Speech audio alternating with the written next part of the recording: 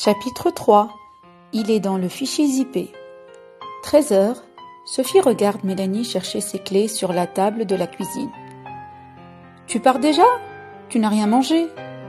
C'est pas grave, je vais manger un truc sur place. Tu n'es pas obligé de faire ce petit boulot, tu sais.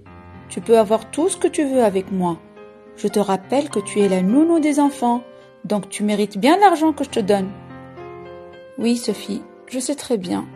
Ce boulot, ça me permet d'avoir une sensation de liberté, de vivre une nouvelle expérience, d'oublier un peu les histoires qui sont dans ma tête. Tu penses toujours à lui, c'est ça? C'est terrible, il vit dans ma tête. Je veux pas penser à lui, mais mon cerveau me sort des souvenirs, des images, des sensations de douleur. J'essaie de faire barrage, comme si je mettais tout ça dans un dossier zip sur mon ordinateur. Un tout petit dossier, tu sais, presque invisible, dans un coin de l'écran. Mais si je clique dessus, s'il s'ouvre, c'est des centaines, des milliers d'images, de pensées, de souvenirs, de remords, de colère ou de chagrin qui surgissent. S'il s'ouvre, c'est comme un trou noir qui va m'aspirer et m'anéantir. Les gens ne se rendent compte de rien en voyant Mélanie. Elle est juste triste. Son visage est terne, son regard est vide. C'est un chagrin d'amour. Ça va passer. Mais Mélanie n'est qu'une coquille vide. C'est un champ de ruines à l'intérieur. Depuis que ce garçon l'a quittée, elle saigne de l'intérieur. Son âme saigne. Elle ressent une douleur indescriptible, tenace, vorace, jour et nuit. C'est comme un couteau qui déchire ses entrailles, et elle saigne en silence.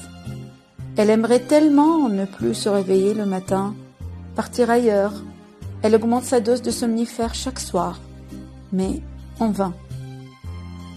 Chaque matin, c'est la même épreuve, devoir se ramasser pour tenir debout, tenir sa tête qui pèse une tonne, se laver, se maquiller, avaler le café sans pouvoir ressentir le goût du café, aller à la bibliothèque pour travailler. En plongeant dans le mémoire qu'elle doit rédiger, elle espère oublier. Non, elle n'arrive pas à oublier, elle espère juste que ça s'arrête, qu'elle arrête de saigner. L'après-midi, elle se dirige vers la geletaria. Elle sent la tête qui tourne. Oh oui, elle a oublié de manger. Elle ne mange plus. Les glandes gustatives de sa langue ont arrêté de fonctionner. La nourriture ne les intéresse plus, tellement la douleur est forte, insatiable.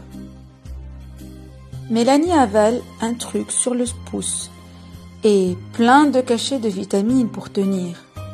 Elle espère retrouver le goût de la vie dans cette geletaria, rien qu'en observant les gens qui discutent et qui s'amusent.